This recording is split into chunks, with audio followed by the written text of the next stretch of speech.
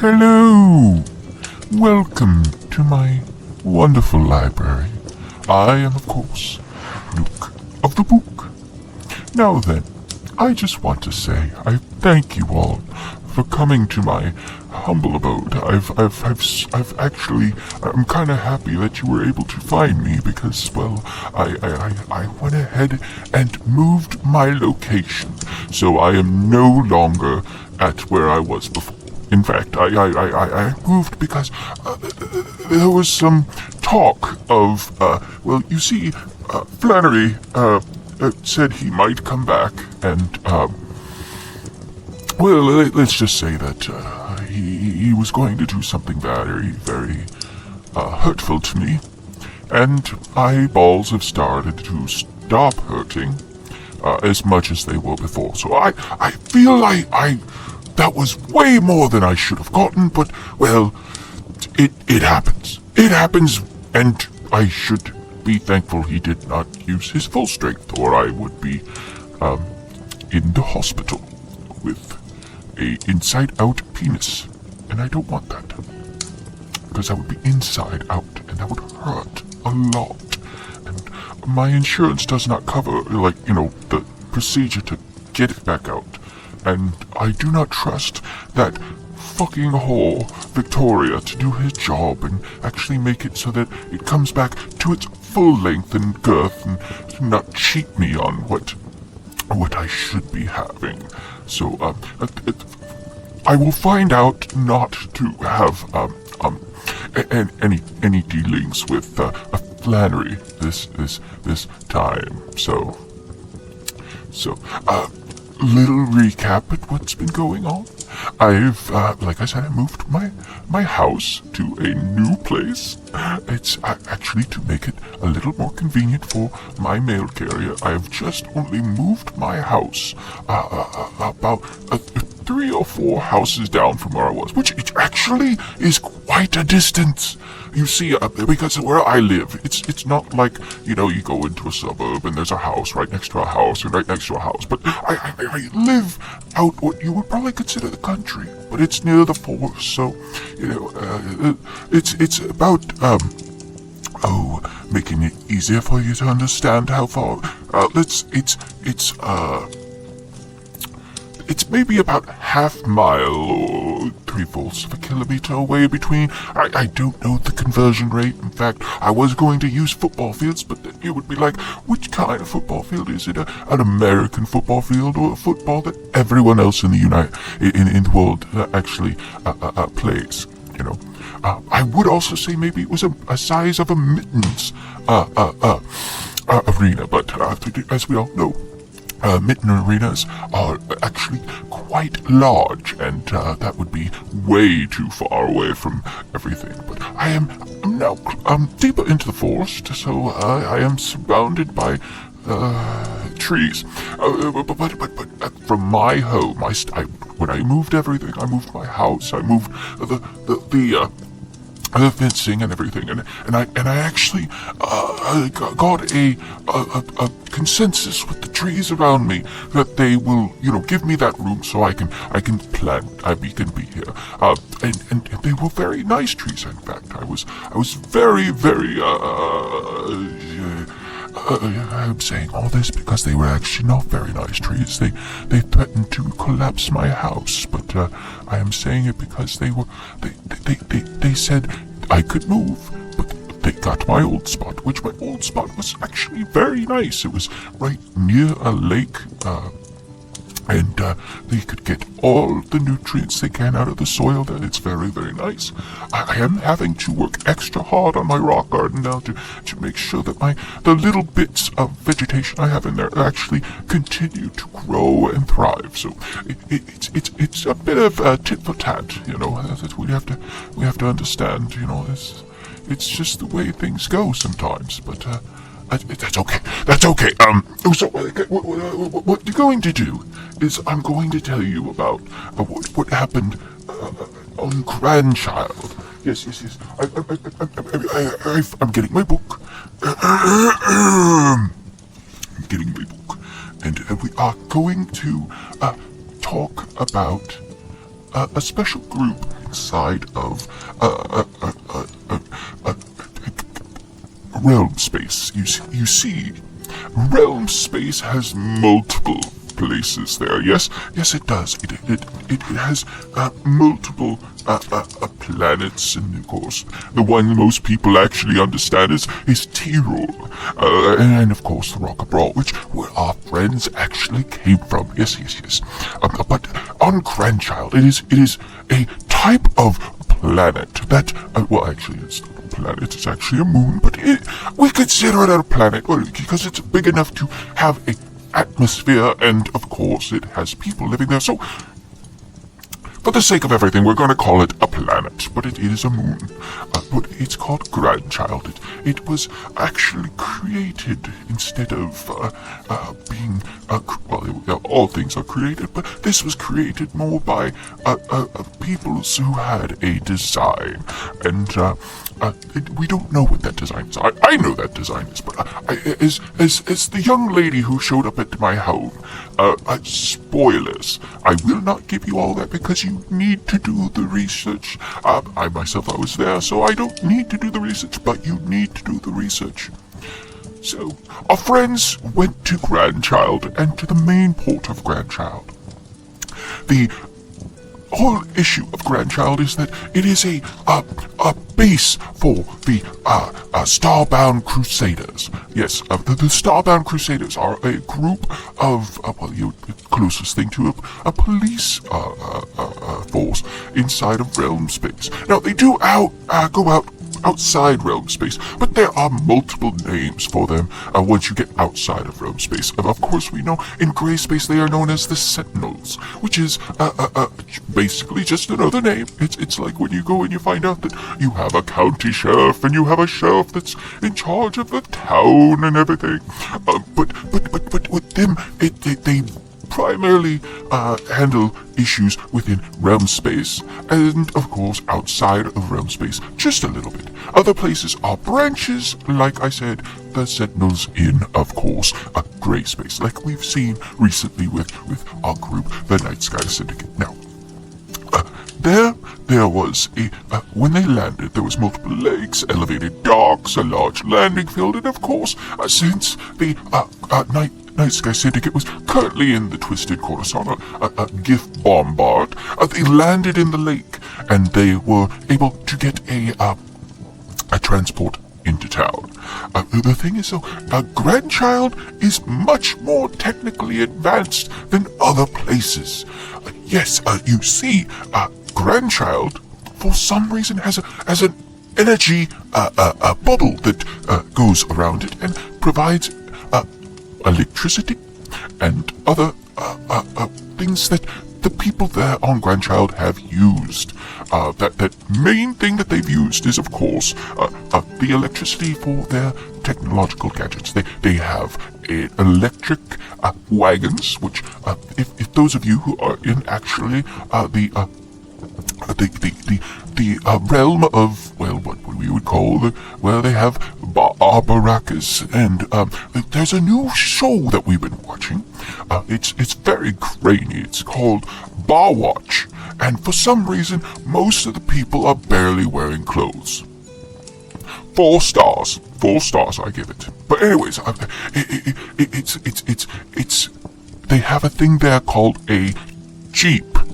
And it's able to go across sand. Now, the thing they were in was more like a wagon with electricity and what have you, or a carriage, but there was no horses on it. So it was very interesting.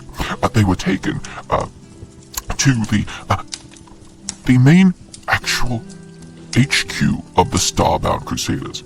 There they were able to see the many people that worked there. There were the barracks, the stockade, the storage. There were several places around in there that they were able to see. However, as they were being taken to the Starbound Crusaders headquarters, they went through the town, and there were things in there that boggled the mind. And one of those things, of course, was what would be known to them later on as a television. So it's basically a crystal sphere that you need to plug into a wall socket. And from there, it brings in things from the sky into your viewing area, and you're able to watch programs. Another thing they had was a thing called moving pictures. And as we know, moving pictures is when you move a picture very, very quickly in front of people, so it looks like things are moving. But with these people, they found a way to do it on a large screen without a man named Jerry flashing the things back and forth, so it looked like the little man is dancing. It's much better, but I still find that I think I like the crystal spheres that I use to watch my programs, other than, of course, when I go over to my friend's house and watch the art team. And of course, with this, we're getting another show as well, the Dukes of Hazzard. I don't get a lot of it. I think that the whole thing is that there is a king that is in charge. I think he is a swine person, because they call him Boss Hog. And then, of course, two royal dukes of the county of Hazzard. So I don't know much about it. This one comes in very grainily. So all we know is there is a young duchess named Daisy Duke, and she does not wear a lot of clothes. So this is also, again, 4 stars. So, and because of this show, my friend has started building a wagon, steam-powered, since we don't have, anything else, but a steam-powered wagon, and we're going to use it to do jumps over rivers, because the show seems it's easy to do, so we're going to try that. I have updated my will, so is he, and I have not told him that I can't die, but, let him think what he wants. I'm not going to stop him. I will not yuck anybody's yum. So, anyways, I went too far on that. As they went in, they also saw stores selling other magical, well, not really magical, because of course this was technological, but technological marvels. And they finally made it to the Starbound Crusaders, Hall of Judgment. There they met up with a thing called automatons. Now, these are much different than what you would find normally with like a Warforged or a steam-powered construct, or even an auto-gnome.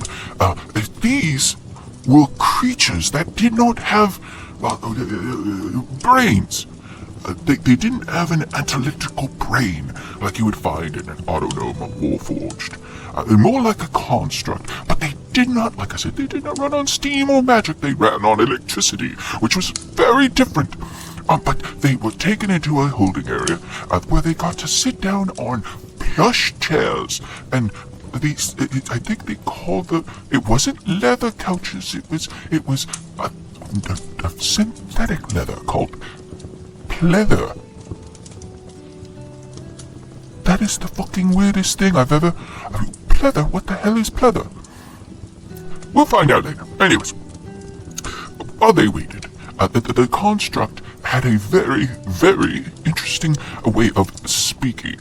And, of course, there was a weird sound coming from around the room, like it was enchanted. And that sound basically went like this. Do do do do do do do do do do do. Then it stopped, and it would say something like, "Your patience is important to us. We will be with you shortly." And then we continue on. It would go do do do do do do do do do do do do do do. And after a couple, maybe 15, 20 minutes, it would stop, and then it would restart again, but with a different one that goes do do do do do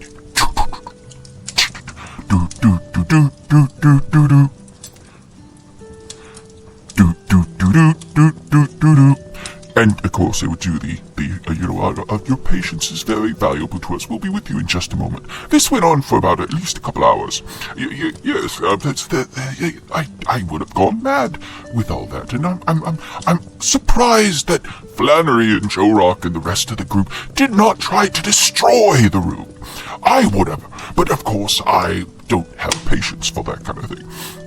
So, what happened was they then were able to go ahead and meet up with the main judges of Grandchild, and that was the Council of Judges. There was Admiral Thrawn. He was a drow male, very, very old. And Admiral Thental. He is a Tricreen. Well, I say he, but really, it could be either way. I don't judge. Let them be what they want to be. I will not judge. Next was Admiral Snapshot. Okay, that's weird. I put in here that they were a female dragonborn, but I remember doing that. But that spot is missing now. I wrote this down. I know I did, but it's gone. That is very weird. Very. Hold on. Let me. I'm gonna look through another book real quick.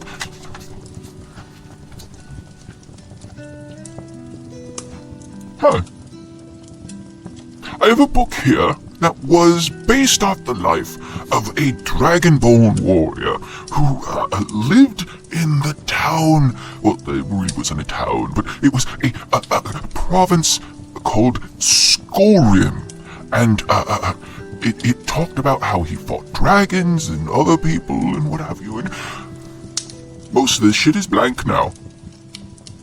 What the fuck's going on? Who the hell is coming in here and destroy? I hope it's not Flannery. I don't think it's Flannery, but I hope it's not. If it is, he's found where I live, and I will have to move again, and I don't want to move again. It was... Do you know the enchantments it took me to just find a place that was far enough away, that were close enough to all the places I like to go? Strength. Okay, back to what we were doing. The next admiral was Admiral Francisco, a silver beholderkin. Yes, this is very different because most beholders, if they found you, they would not be like, "Oh, hello, my name is Admiral Francisco. How are you doing today?" No, they'd be like, "Die, heretic! Boom!" And that would be it. I know a few beholders that are like that, and I'm lucky that I'm still here. For a while there I lost my tail and my arm, but they grew back. Anyways, after that was Admiral Tinker. That was a female warforged, and you know it's a female because, of course, he had iron boobies. Anyways, then of course, the roundabout of the again, it's. I know I wrote this down. This was supposed to be Grand Admiral Lancelot, a silver dragon, a female silver dragon who had taken the form of a female dwarf in silver armor. But again, that has disappeared from my book. I know I wrote it down, but that is very weird. I don't know why. Well, I'll have to go through my library a little bit more and see what I find. Yes. Anyways, they were there and they were learning about Grandchild, and they needed to talk to them about some dealings that they had with certain groups, as well as, of course, they witnessed a few trials of other people, and then of course Teros weighed in on their whole deal with this, and they made sure to tell them what for, because Teros has to do that, because Teros is actually a champion of justice, I believe, or just doesn't like it when people are being dicks to others. I know I don't like it when people act like dicks, but, other people are, not as nice as I am. I mean, I like to, when I go to a restaurant, I like to tip a little bit more than most people, unless, of course, the server was very, very mean, and not because they're having issues with their job, but because they're just dicks. Anyways, while they were there, they talked it over, and the Starbound Crusaders, the Council of Judges, told them that they wanted to talk with them later, and so they allowed them to stay at one of the many inns that were in the business district.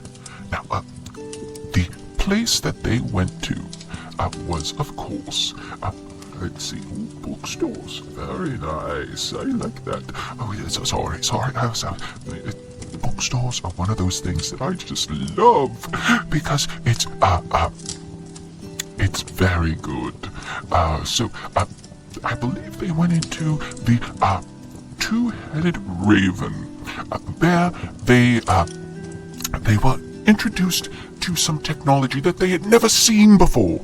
Granted, most of the shit that they saw around there was something they'd never seen before. The one thing that they noticed was that, of course, some of the people that lived here had would have been basically enemies anywhere else. Like the concierge was a minotaur who spoke very highly, very posh, and it was very nice. I've actually been here since this all happened, and I gotta say, he is a very nice young man. I do say that some of the shit that happened afterwards kind of ruined their business, but you know, that happens. You just have to take the bad with the good. Anyway, so they stayed there, and during the night, they came to a nice place to eat, and that place they ate at, there was a bit of a kerfuffle.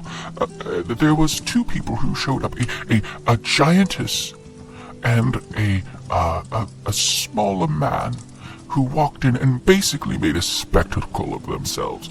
Yes, it was the small man was I can't remember his name. But I do know the giantess's name. Francisca Fiore was her name, and apparently they both starred in multiple things called movies. Those are the moving pictures that are about. So yes. Let's see. Oh, Bruno Ponce Jones. That's his name. It's Bruno Ponce Jones. He's an interesting character. Both of them are interesting characters. They have starred in multiple movies. Some of them very good, most very bad, almost all of them pornographic. But not to the point that you would be sitting there and be like, 5 minutes in, you're totally done, you're not going to watch the rest. No, they have stories. And they started having sex on the table, and of course they put up a cloud so that nobody else could see. But of course they could hear everything because they are very loud. After they finished the meal and went back in, let's just say our group is not very good with technology. There were some issues with the television that was in the room that got thrown out the window, and of course the telephone. I believe that's what it's called, a telephone. That was they fucked shit up. I don't even want to talk about the bathroom situation. There was a flush toilet, and of course, a very, very intricate thing called a light switch. Yes. A group, it's like watching a 5-year-old playing with one of those toys that are supposed to make them smarter, but basically all just a block of wood with dials on it. They just played with everything. During the night, they because of the spectacle that Bruno Ponce Jones and Francisca Fiore had in the restaurant, the group, mostly Flannery and a few others, found Bruno and put him in a garbage chute. There, they stole his gun, because he had a gun, and let him get stuck in the garbage chute. Now, you may be wondering, why did they do that? Well, of course, Bruno Ponce Jones, he is very eccentric, very, very eccentric. So is his wife. Now, of course, she calls him his pimp, but it's different strokes for different folks. I'm, again, not gonna yuck anyone's yum. I'm going to just let them be how they are. They've made quite a bit of money with the movies they've done. In fact, I've watched a few of them myself, and my favorite is one about a young man and a young woman finding themselves in the great darkness of the astral sea. Only 50% of it is fucking. Only 50%. The rest of it is beautiful story.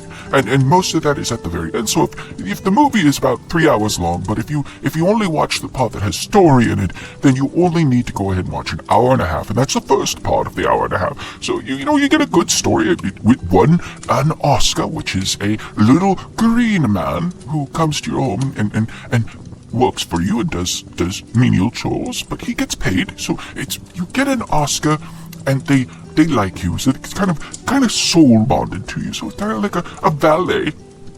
So, but you only get that if you are very good at your job. If you are a very good performer. They don't have it anywhere else. Only on Grandchild they only have it. I think it's because they have a surplus of these Oscars that wander around. So it's like if somebody was like, oh, you did a very good job, here's a hamster.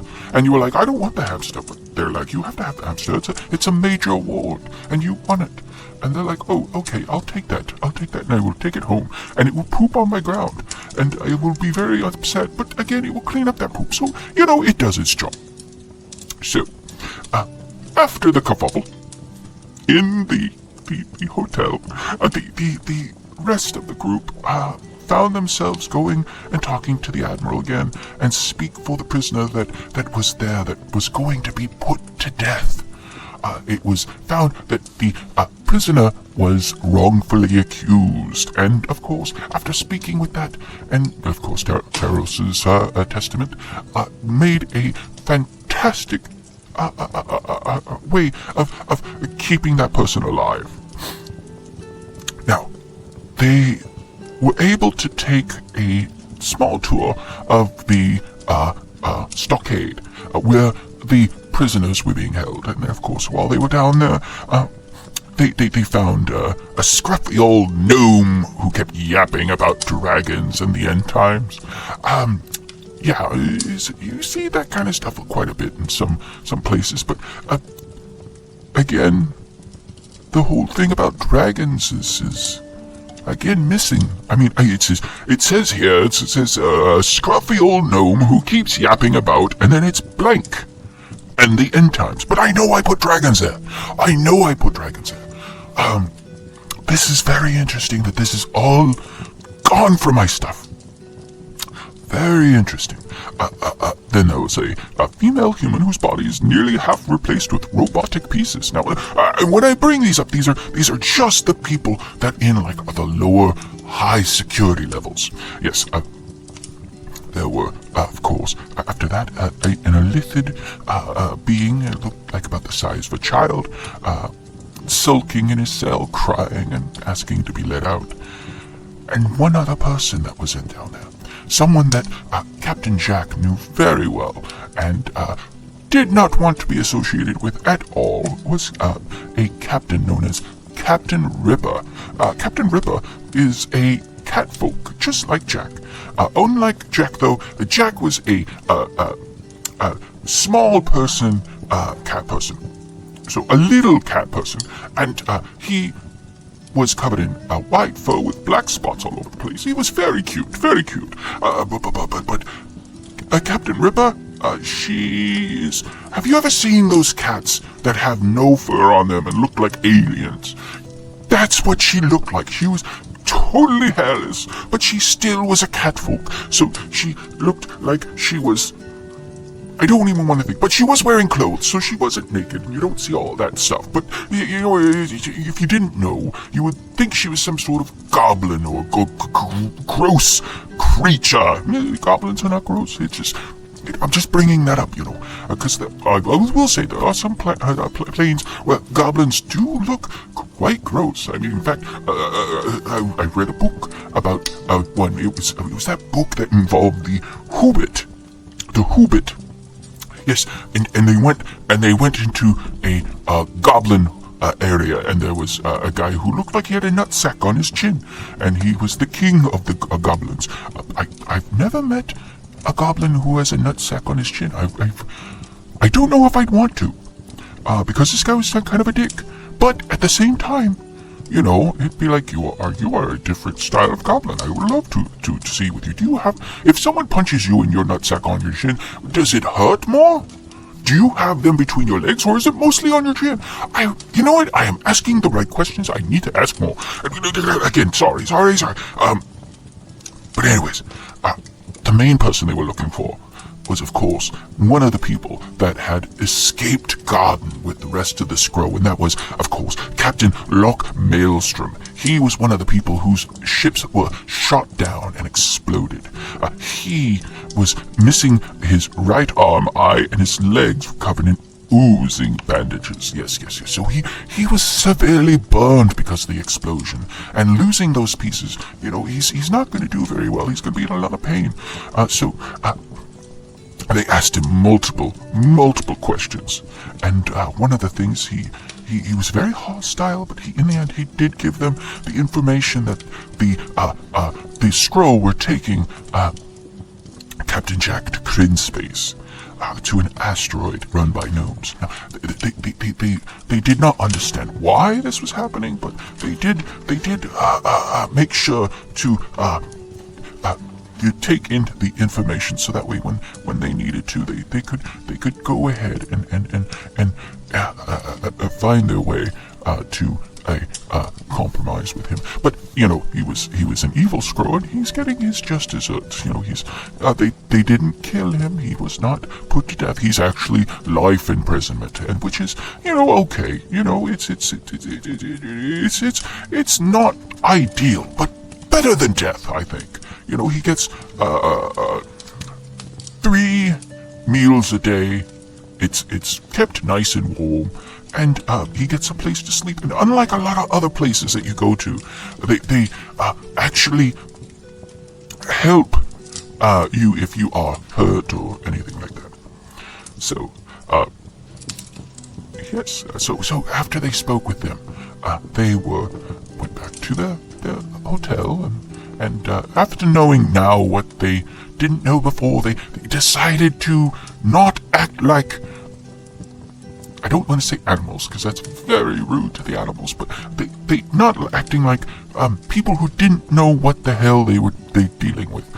So they didn't touch the telephone or the light switch, except for those of them that actually knew what a light switch was, and they used them. However, they were then called to speak with the Silver Dragon, Grand Admiral Lancelot. Again, in my notes, her name and everything about her being a dragon is missing. In fact, this whole section is missing. But I have a mind like a plastic trap. Wait, maybe that's what pleather stands for, is plastic leather. Huh. Interesting. Anyways, and if those of you who don't know what plastic is, you find it in some spheres where it's not as strong as steel or wood, and it's not as flexible as fabric. Well, not always, but it's just in the middle, and it's used for a lot of things.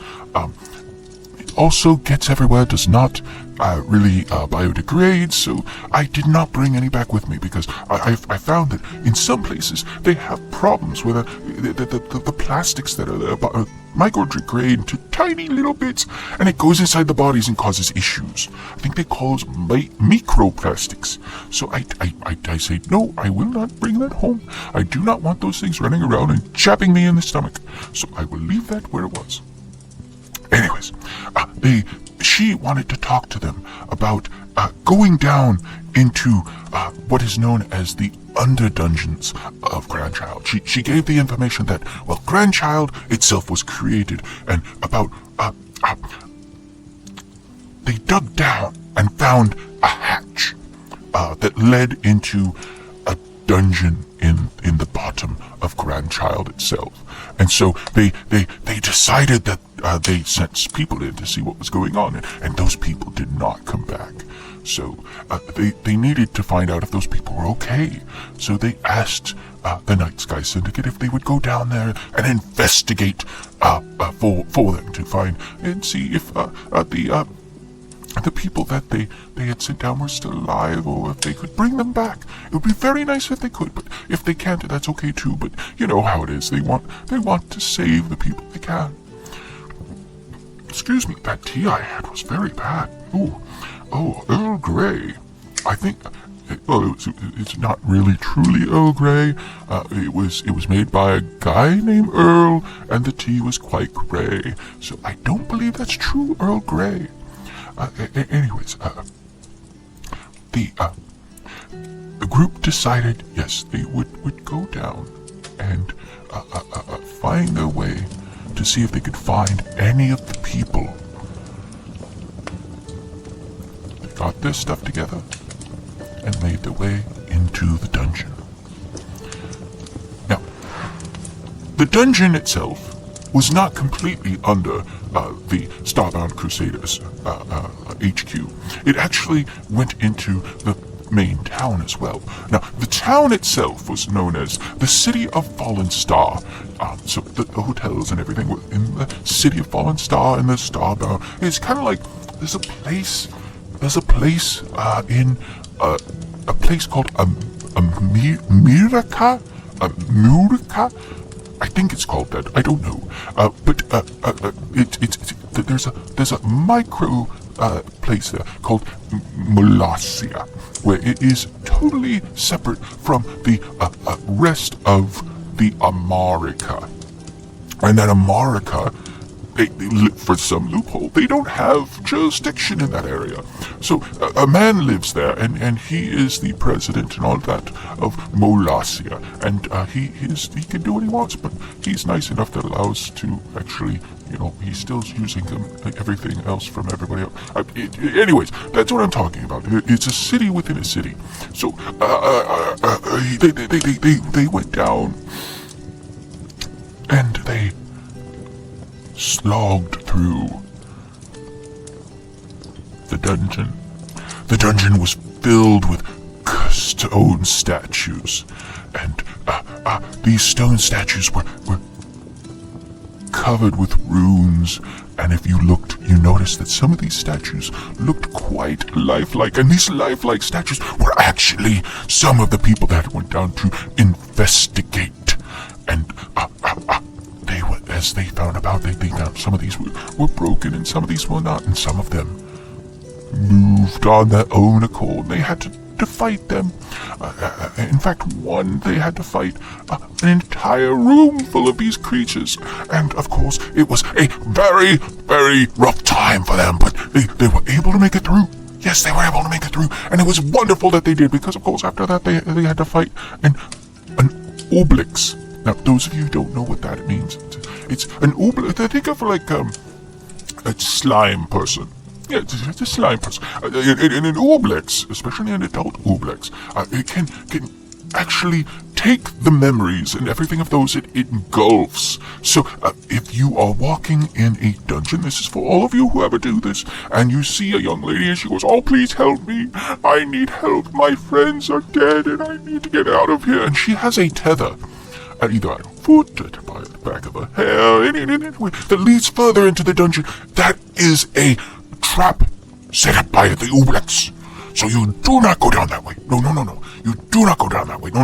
You in fact, if you do go down that way and you're strong enough to take on the Obelix, then you can. But in this, the trap was set by just that, a person asking for help, and they wandered into a room and the Obelix attacked, and it was hard. It was a very tough battle for them. But in the end, they were just able to destroy the Obelix, and inside they found a key of the a key inside the Obelix itself. Several traps happened. In fact, one where they had problems getting through a door, and they didn't know what to do, even though, of course, all the time they had a key, which, could have worked in the door. They also had, of course, Teros's key of knocks, which they could use 3 times a day. But they didn't do that. They tried to, pick the lock. That didn't work, and then the door smashed down on them. So that was a trap. So just like another group, our group has a problem with doors. Yes, locked doors, unlocked doors. You know how it is. Anyways, so they went down into the more places where there was more traps, fire traps that shoot fire at them and would set them ablaze.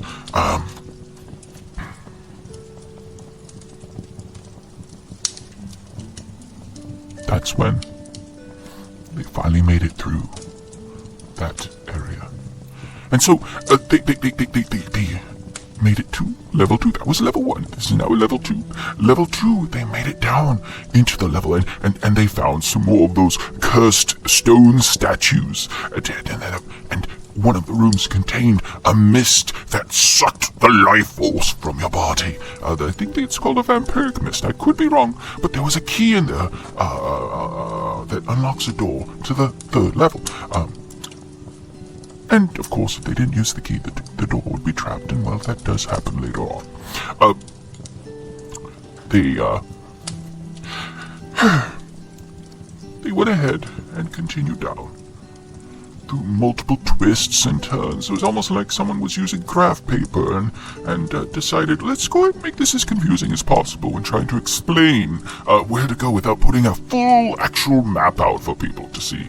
So, this is a nice thing to tell all of you. If you are making a map like that, you need to actually make a map so that they actually see, but at the same time, you may not want to, because of course, you then would have to uncover certain spots, and that basically makes your whole map look like a jigsaw puzzle. Now, I like jigsaw puzzles. They're very nice, but only if they're something that's that you want to see later. So, like, maybe a picture of some kittens playing with yarn, or a lighthouse over a beautiful bay, or that one that I got that maybe I shouldn't say, because if I say, then Flannery may find me again, and then he'll take that one, because that one, it is a puzzle. It is called the Goblin Harem Puzzle, and it looks like, basically, I had to specially order this one. They take a picture of you, a portrait, and they stick it in with all these goblin beauties, and of course they're wearing very little, and some of them nothing at all, and they're very provocative. So there's no goblins there when you get this all done, but they add them in later. So this was a puzzle for me, and I was going to put it together and put it up on my wall, but then I thought, no, don't do that, because if you do, people will come in and think you're a weirdo. So I keep it in another drawer. So Flannery, if you're listening, please don't take that. Please, it cost me quite a few. Again, they took Electrum only. I don't know why all these people just take Electrum. They're not demons. I know they're not demons, but they just keep taking Electrum. I think that the place I'm currently living, or the place that I lived back when I got this done, was closer to one of the 9 hells. I hope not. I really hope not, but because it had the best actual neighborhood. Everybody was very nice, very smiles. It was like living in an HOA, but a nice HOA. One where there was no Karens ever were around. So it was very nice. But anyways, I'm getting off track. As they made their way through the maze, they finally came to the final level, final level for them, and the final level we'll talk about today, and that, of course, is level 3. And there it was a huge room with a center spire that went down deep into the ground, and they didn't know how far down it went. And in fact, I tell you one thing, they did try to see if there was a ground, and one of them said, there's no ground here, because it did not sound like anything landed far, far below. And that's insane that there would be no ground there. But again, it could be just very deep. And here were more of those cursed statues and what have you. So the group had to fight their way through this area because there were some a couple of spectators who were guarding some chests of excuse me, not spectators, I am thinking the wrong thing. Death kisses. Now, if you need to know what a death kiss is, it's a type of beholder. It is usually made when a beholder, because as we all know, beholders, when they dream, can actually create things from their dreams. And I wish I had that ability because if I had a nice dream, I'd wake up and there'd be a beautiful young lady. Almost nothing, just enough to be tasteful, not enough to be, too much. But anyways, when beholders dream, whatever they dream can become real. So if they dream about losing blood, they may actually create a thing called a death kiss. Now, death kisses, they will drain you of your life force, but while they're doing that, they have taser tentacles. So those taser tentacles will shoot into you. It's not good. Very not good. No. So the group were able to fight them, as well as, of course, as they exited those rooms, there were these creatures called sword wraiths that would attack them. They were kind of like ghostly creatures, and they would fight these creatures as they made their way into the middle of the spire. In the middle of the spire, there was a set of stairs that made their way all the way down to another room. Now you're probably going, oh my god, another room. How far down are they? Well, they are very far, because as we remember, the center spire that they were going down on, going down in, was one that they didn't see a ground around it. So this would be a very long trek down into the depths of Grandchild. Now, just to let you know, all of Grandchild itself, like I said, it was manufactured. So there are other places like this on Grandchild. So think of this. This is how they're getting their energy, possibly. Maybe there's something down there. Well, we will find out. I will tell you some more about what happened to them. So, actually, not very much more than that. I'm going to go and cut this a little bit shorter than what we have. Mostly because I think that I need to go. I'm going with a friend of mine who is coming over, and we are going to look for wedding gifts for Hawk and Red Hawk. They put in a registry at the local bed, cot, and forever. So we have to go down there and see what they wanted. I don't know what they really wanted. I think they put on there that they wanted a toaster oven. And what that is it's an oven that only makes toast. And as we all know, birds love bread, but I didn't know that Hawk loved bread. Last time I talked to him, he said that he liked to put a spreadable ham on his bread. Mostly bagels. He loves to make spreadable ham for bagels. I asked him, where do you get it, that spreadable ham? Because I've never heard of spreadable ham. And he goes, oh, I found it at a store called Fence Mart. And I'm like, oh, Fence Mart. I've been there once. I didn't look for spreadable ham. I'm mostly looking for t-shirts that fit me over my body, but that's a totally different thing.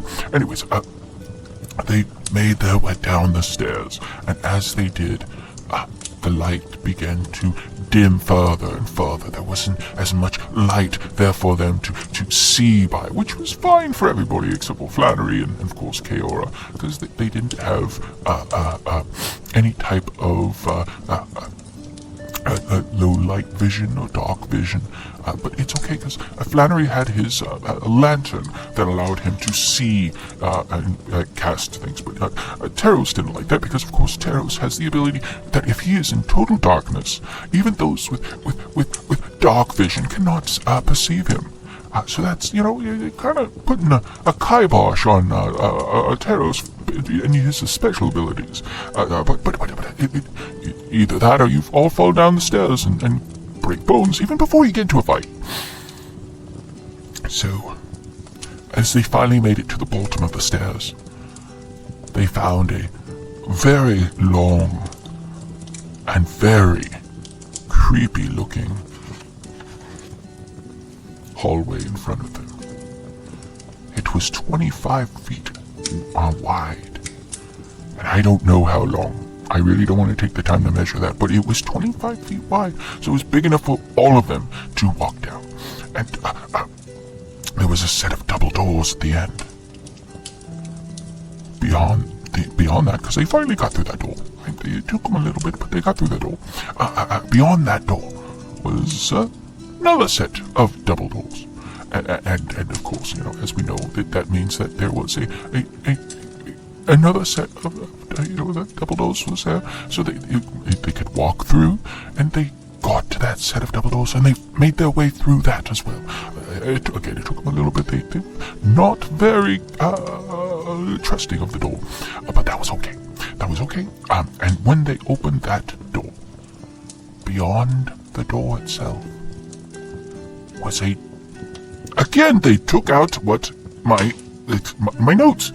It's supposed to be a giant dragon of silver style scales and what have you, huge. But it was being kept down there with chains and what have you.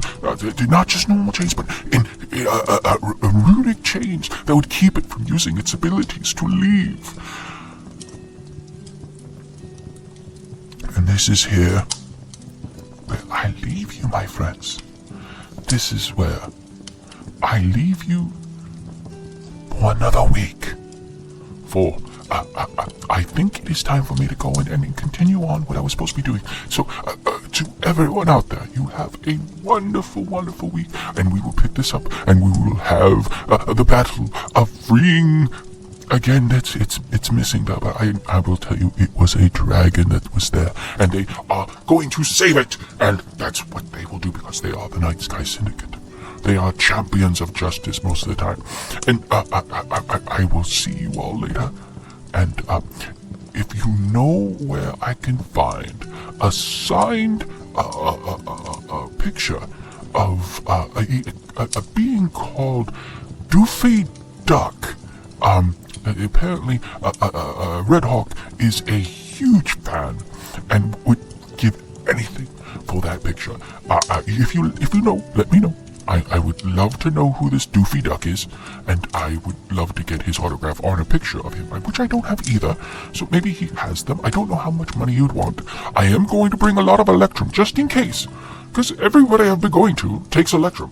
I'm like, I have several platinum, several gold. They're like, no, Electrum only. And I'm like, that's very weird. Why are all you people wanting Electrum? And they say, because nobody ever has any.